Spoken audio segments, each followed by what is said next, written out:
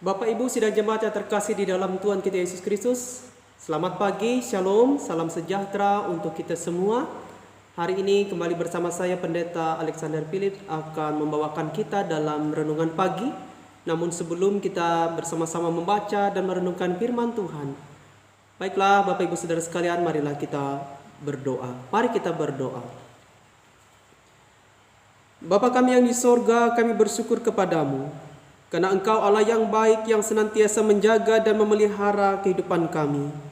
Ya Tuhan, pada pagi hari yang indah ini, kami mau membaca dan merenungkan firman-Mu. Curahkanlah Roh Kudus-Mu kepada kami, berikanlah hikmat agar kami dapat memahaminya dan memberikan kami kekuatan juga untuk dapat hidup dalam kebenaran firman-Mu. Di dalam nama Tuhan Yesus Kristus kami berdoa. Amin. Pembacaan Alkitab untuk kita pada pagi hari ini yaitu dari kitab Perjanjian Baru Ibrani pasal 7 ayat 1 sampai ayatnya yang ke-10 dengan perikop Kristus dan Melkisedek. Sebab Melkisedek adalah Raja Salem dan Imam Allah yang maha tinggi. Ia pergi menyongsong Abraham ketika Abraham kembali dari mengalahkan raja-raja dan memberkati dia. Kepadanya pun Abraham memberikan 1/10 dari semuanya.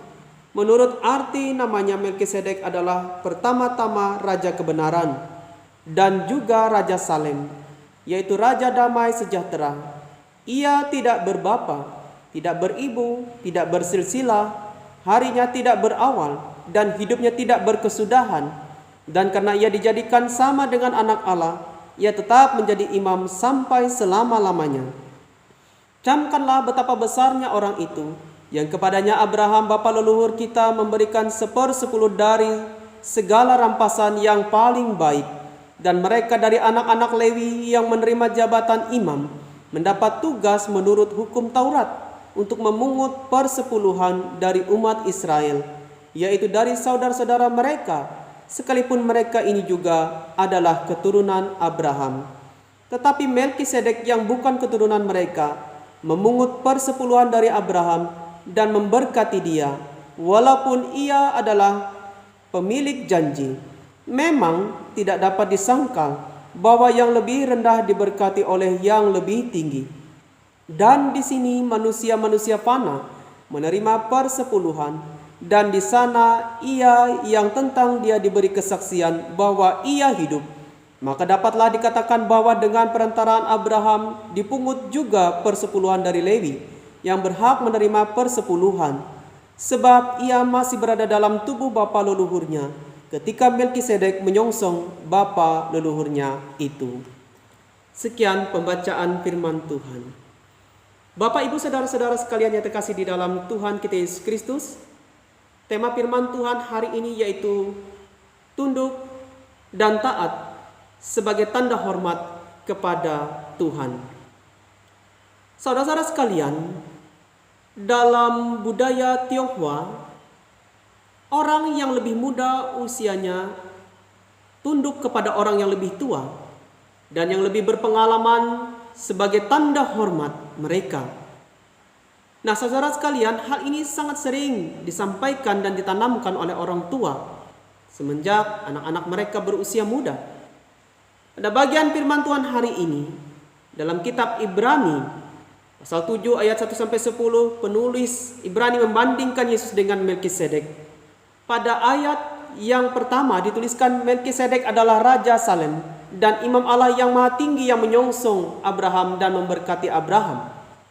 Saudara-saudara sekalian, penyebutan pemberian persepuluhan dalam kitab Ibrani ini adalah konteks penjelasan kedudukan Melkisedek yang disampaikan penulis Ibrani kepada bangsa Yahudi, di mana Abraham pun mengakuinya dengan simbol ketika ia memberikan persembahan persepuluhan kepada Melkisedek. Saudara-saudara sekalian, ini adalah gambaran bahwa bangsa Yahudi memang harus taat kepada hukum Taurat, tetapi mereka pun juga harus jauh lebih taat lagi kepada pembuat hukum Taurat, yaitu Tuhan semesta alam.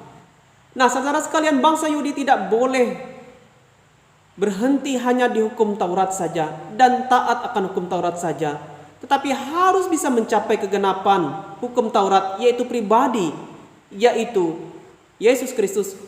Karena Yesus Kristuslah yang menjadi imam besar dan perantaran bagi kita selama-lamanya.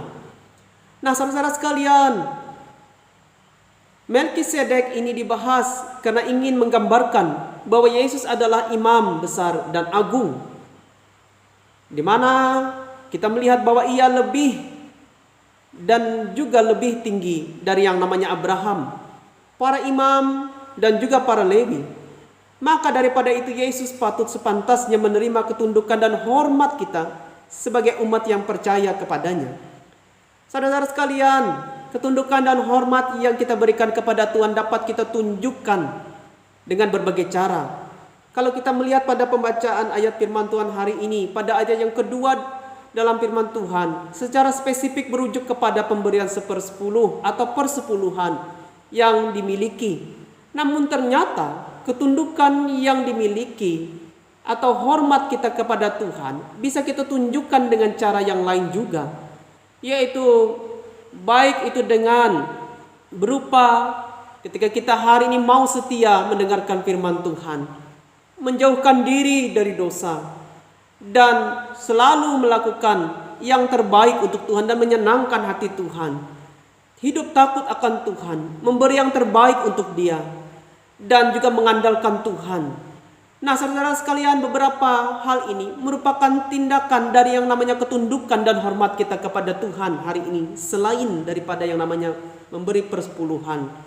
Oleh sebab itu, Bapak saudara sekalian, mulai hari ini mari kita berusaha untuk hidup selalu berkenan di hadapan Tuhan, melewati sikap hidup kita yang selalu tunduk dan setia kepadanya.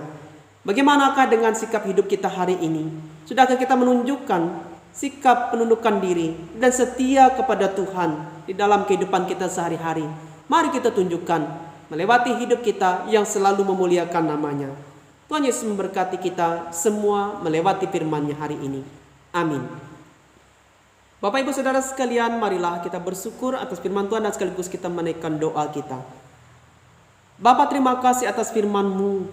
Hari ini kami percaya melewati firman-Mu itu kami boleh diberkati kembali. Hari ini Kau mengajarkan kami untuk senantiasa setia, taat dalam penundukan diri. Di mana pada saat hari ini kami percaya ya Tuhan, bahwa Yesus Kristus adalah imam yang agung, yang harus senantiasa kami puji, kami sembah, dan kami muliakan melewati kehidupan kami sehari-hari. Hari ini cara kami memuliakan Tuhan bukan hanya sekedar memberikan persembahan, tetapi juga melewati sikap hidup kami sebagai orang yang percaya. Biarlah pada saat hari ini Tuhan, kami kembali melihat keberadaan hidup kami masing-masing. Apakah kami hari ini sudah menunjukkan sikap hormat kami kepada Tuhan, sikap penundukan diri kami kepada Tuhan, melewati perilaku hidup kami masing-masing. Apabila selama ini kami banyak melalaikan hal-hal yang sudah Tuhan firmankan tadi, ampunilah kami Tuhan. Tolonglah kami Tuhan untuk menjalani kehidupan kami di hari-hari ke depan lebih baik lagi.